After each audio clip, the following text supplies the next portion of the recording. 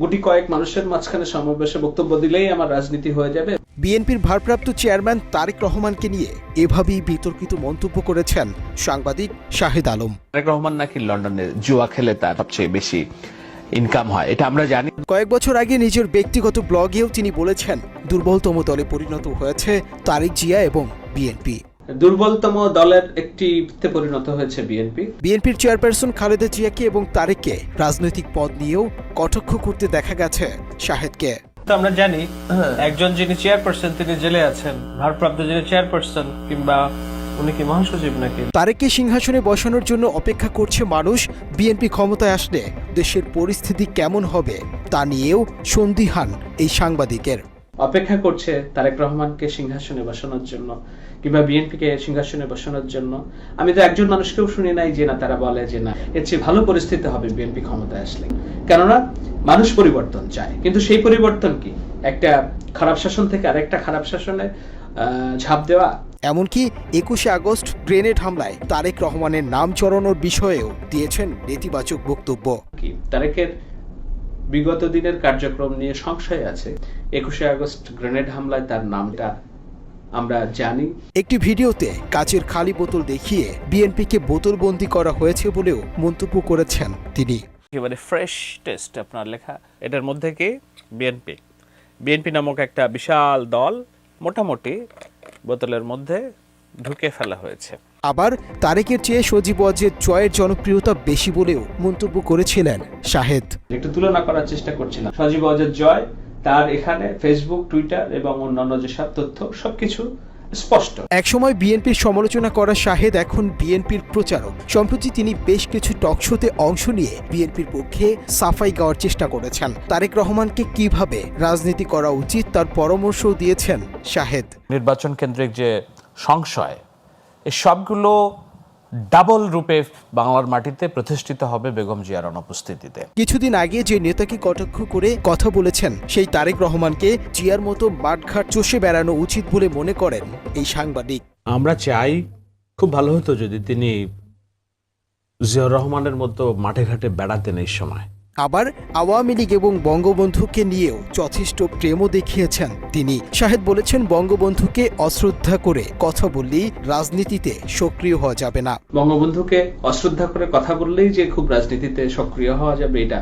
আবার বিরোধী দল হিসেবে আওয়ামী লীগ বেশ শক্তিশালী বলেও মনে করেন এই বিতর্কিত সাংবাদিক। আওয়ামী লীগ সরকারি দলে যতটা না ভালো, বিরোধী দলে তার চেয়ে বেশি ভালো। বিএনপিকে কটাক্ষ বা আওয়ামী প্রেম নয়, জামায়াতে ইসলামীকেও খাটো করে কথা বলতে ছাড়েননি শাহেদ। জামায়াত মোনাফিকের রাজনীতি করছে বলেও মন্তব্য করেছেন তিনি।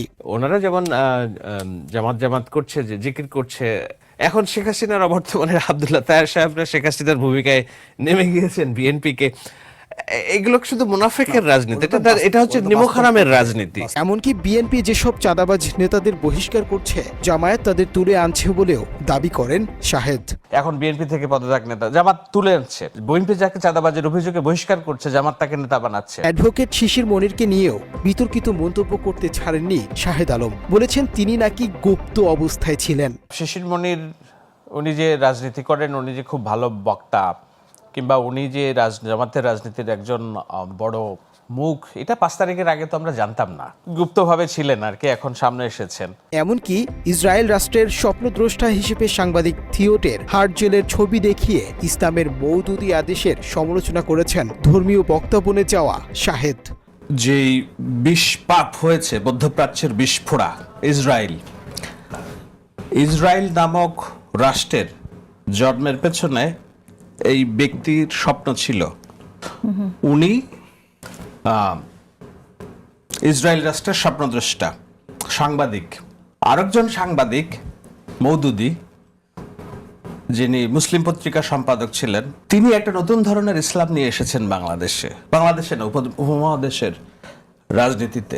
এমন ইসলাম যে মওদুদির নিজের যে 5 পুত্রের এক পুত্র এই ইসলাম গ্রহণকে ফিতনা হিসেবে বর্ণনা করেছেন, বলেছেন যে আমাদের বাবা কোনোদিন আমাদের জামায়াতে ইসলামের তত্ত্ব থেকে দূরে থাকতে বলেছেন। জামায়াতের আমির শহীদ মতিউর রহমান নিজামীর সন্তানদের নিয়েও বিতর্কিত কথা বলেছেন তিনি। মাওলানা মতিউর রহমান নিজামীর ছোট পুত্র, উনিও জামায়াতে ইসলামের রাজনীতি সম্পর্কে নেতিবাচক কথা বলেন, যদিও তার অন্য 2 পুত্র জামাত ইসলামের রাজনীতি করেন। ছাত্র শিবিরকে নিয়েও নানা সময় দিয়েছেন বিভ্রান্তিমূলক বক্তব্য। ডাকসু নির্বাচন নিয়ে তার বক্তব্যগুলো ছিল হাস্যকর। তিনি ছিলেন শিবিরের বিপক্ষে, তবে শিবির শেষ পর্যন্ত জয়ী হয়েছে।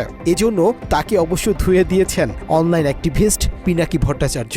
তাও একজনকে দেখেন কইছিল শিবিরের ভরাডুবি হবে, তৃতীয় বা চতুর্থ হবে শিবির। এরা হইতেছে পলিটিক্যাল অ্যানালিস্ট, বিএনপির বুদ্ধিজীবী। ভাবেন তাইলে কি অবস্থা বিএনপির।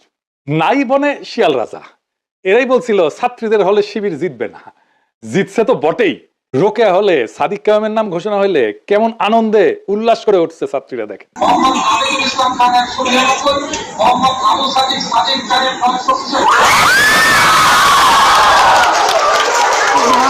এরপরও বিভিন্ন টক শোতে শিবিরকে মব সৃষ্টিকারী বলেছেন শাহেদ আলম। 5 তারিখের পর থেকে যত মব হয়েছে এর সবগুলোর পেছনে ছাত্র শিবির ক্যাটালিস্টের ভূমিকা পালন করছে। শুধু রাজনীতি নয়, ধর্ম নিয়েও তাকে বিতর্কিত বক্তব্য দিতে দেখা গেছে। একসময় তিনি বলেন, ইসলাম ধর্মের আগে হিন্দু ধর্ম আসে।